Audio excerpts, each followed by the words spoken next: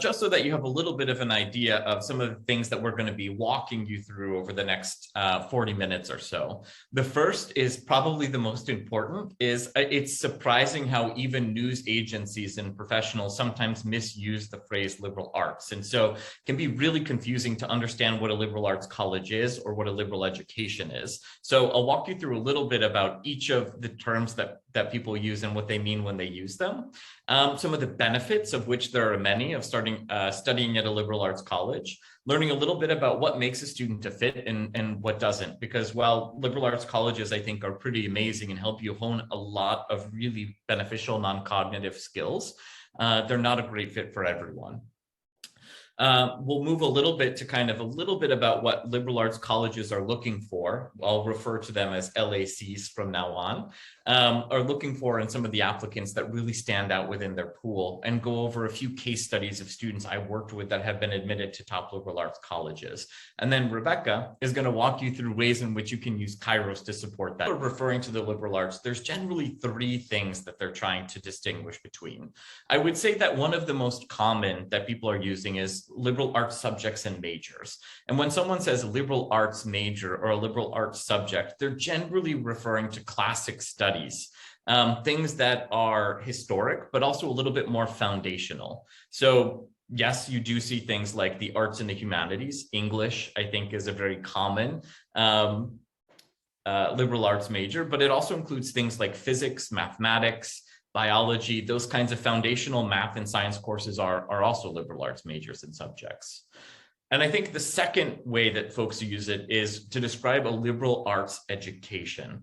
And this is where it gets a little bit tricky, because liberal arts colleges generally provide liberal arts educations, but you can receive a liberal arts education at many different kinds of universities.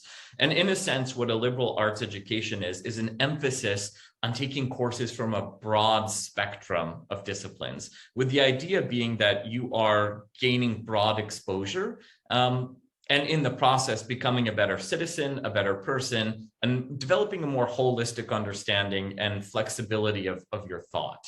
And so you can actually pursue a liberal arts education, for example, at the College of Arts and Letters at NYU. They have a really great and wonderful liberal arts studies program. So it's a very large private university in a major urban area, but you are gaining access to a liberal arts education. Most of the Ivy League institutions, sometimes even when you're pursuing a major in engineering, may actually have a liberal arts focus as well, because they'll have a lot of requirements that are encouraging you to take classes from across multiple disciplines. And then the final one, which is how I think I'm going to refer to this moving forward and for the rest of the slides, are liberal arts colleges. And so liberal arts colleges tend to be small, community-oriented institutions. And I think the legal definition is sort of that they emphasize undergraduate education, which means that they have very few to no graduate programs, and that they award at least half of their degrees in liberal arts disciplines. So next slide. There are quite a few features and benefits of liberal arts colleges as well. So I think Williams is a really great quintessential example. It's about 2,200 students. It's located in a town with about 7,000 people. So it's a pretty rural area. And because they don't have generally much in the way of graduate educations or programs, and they tend to be located in areas with lower population density, you do see that they're very community focused. And so those are kind of when you see the movies of students on a college campus and they're sort of playing Frisbee and talking and sort of doing activities in clubs together at a really deep level. I think that liberal arts colleges really exemplify that. They're a place where you get to know your classmates, your roommates, your teammates and bandmates. And you often form, as a result, really close bonds with faculty members as well. And I think what I love best about them is that because there are no graduate programs, for the most part, the emphasis of the faculty, the facilities, and the resources is really on training and educating undergraduates. So you'll see that most liberal arts colleges tend to have very small classes with averages anywhere from 15 to 30 students.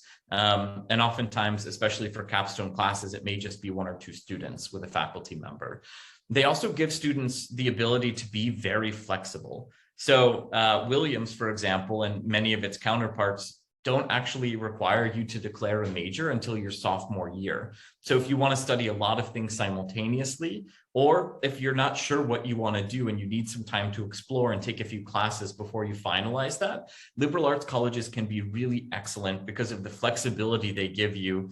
And I would say the broad access to courses. And because they are only one college in themselves, there's no applying to individual majors. You can take classes from across the spectrum, and they make it pretty easy to do that.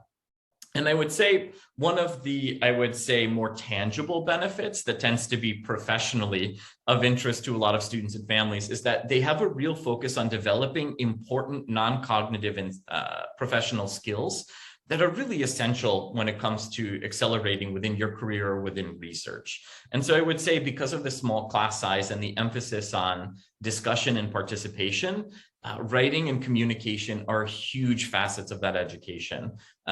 It's really hard to make it through a liberal arts college without writing quite a few papers and being actively involved in discussions. And I do think that translates to the ability for folks to articulate an argument and to communicate themselves in a really fluid kind of way. I would also say, because it is much more community oriented, much of your projects may revolve around group work. You're constantly going to be working and connecting with others. And so collaboration and teamwork skills end up being honed pretty considerably. And I would say the final piece is that critical thinking is a really huge component of a liberal arts education, with the idea of teaching you not so much how to execute a process, but how to think through and really study the fundamental components of an argument or to generate your own. And so that stands in pretty sharp contrast to technical or professional expertise, where you may be learning specific coding language or accounting. So they do tend to be much broader, focusing on the method and the thought rather than sort of what the execution would look like. And then I think this is a really nice piece to see as well, because of the resources and I think the emphasis on community and support that is available. You'll see that retention rates are generally much, much higher than at other types of institutions. Students graduate on time at higher rates as well. But if you look at the top liberal arts colleges especially, you'll see that their placements at top graduate programs and some of the white shoe firms, consulting, finance, law, that may be of interest to some of you in the audience, is actually really, really high as well.